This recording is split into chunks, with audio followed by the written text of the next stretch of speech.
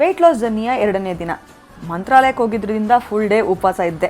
ರಾಯರ್ ದರ್ಶನ ಮಾಡಿಕೊಂಡು ಸ್ವಲ್ಪ ತೀರ್ಥ ತಗೊಂಡೆ.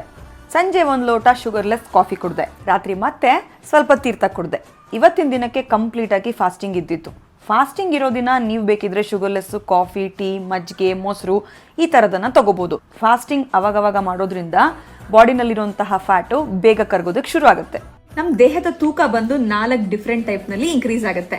ಮೊದಲನೇ ಬಂದು ಗುಂಡಗಿರೋ ಹೊಟ್ಟೆ ಅಥವಾ ಬಾಸ್ಕೆಟ್ಬಾಲ್ ಬೆಲ್ಲಿ ಅಂತ ಹೇಳ್ತೀವಿ. ಇದು ರೀಸನ್ ಬಂದು ಅಥವಾ ರೂಟ್ ಕಾಸ್ ಅಂತ ಏನ್ ಹೇಳ್ತೀವಿ ಅದು ಬಂದು ಫ್ಯಾಟಿ ಲಿವರ್. 2ನೇದು ಬಂದು ಹ್ಯಾಂಗಿಂಗ್ ಬೆಲ್ಲಿ ಅಥವಾ ಸ್ಯಾಗಿಂಗ್ ಬೆಲ್ಲಿ. ಕನ್ನಡದಲ್ಲಿ ಹೇಳಬೇಕು ಅಂದ್ರೆ ಟಯರ್ ಸುತ್ಕೊಂಡೋಗಿದೆ, ಬೊಜ್ಜು ಅಂತ ಏನ್ ಹೇಳ್ತೀವಿ. ಈ ತರ ವೆಯ್ಟ್ ಇನ್ಕ್ರೀಸ್ ಆಗುತ್ತೆ. ರೂಟ್ ಕಾಸ್ ಬಂದು ಸ್ಟ್ರೆಸ್. 3ನೇದು ಬಂದು ಓವರ್ ಆಲ್ ಬಾಡಿ ವೆಯ್ಟ್ ಅಂತ ಹೇಳ್ತೀವಿ. ಅಂದ್ರೆ ಫೇಸು, ನೆಕ್, ಹಿಪ್ಸು, ಥೈಸು, ಶೋಲ್ಡರ್ಸು, ನಿಮ್ ಬಾಡಿ ಫುಲ್ ಈಕ್ವಲ್ ಆಗಿ ವೆಯ್ಟ್ ಡಿಸ್ಟ್ರಿಬ್ಯೂಟ್ ಆಗುತ್ತೆ. ಇದು ರೀಸನ್ ಅಥವಾ ರೂಟ್ ಕಾಸ್ ಬಂದು ಥೈರಾಯ್ಡ್ ಅಂತ ಹೇಳ್ತೀವಿ. 4ನೇದು ಲೋಯರ್ ಬಾಡಿ ವೆಯ್ಟ್ ಅಂತ ಹೇಳ್ತೀವಿ. ಹಿಪ್ಸ್ ಮತ್ತೆ ಥೈಸ್ ನಲ್ಲಿ ನಮ್ಮ ವೆಯ್ಟ್ ಇನ್ಕ್ರೀಸ್ ಆಗುತ್ತೆ. ಹೆಣ್ಮಕ್ಳಲ್ಲಿ ಸ್ವಲ್ಪ ಜಾಸ್ತಿ.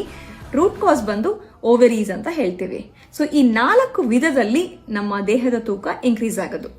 ಯಾರಿಗಾದ್ರೂ ಸಣ್ಣ ಆಗ್ಬೇಕು ಅಂತಿದ್ರೆ ಇಲ್ಲಿ ವೆಯ್ಟ್ನಲ್ಲ, ರೂಟ್ ಕಾಸ್ ಅಂದ್ರೆ ಲಿವರ್, ಥೈರಾಯ್ಡ್, ಓವರೀಸ್ ಅಂತ ಏನ್ ಹೇಳಿದೆ ಇದನ್ನ ಫಿಕ್ಸ್ ಮಾಡಿದ್ರೆ ವೆಯ್ಟ್ ಸಣ್ಣ ಆಗ್ತಾರೆ.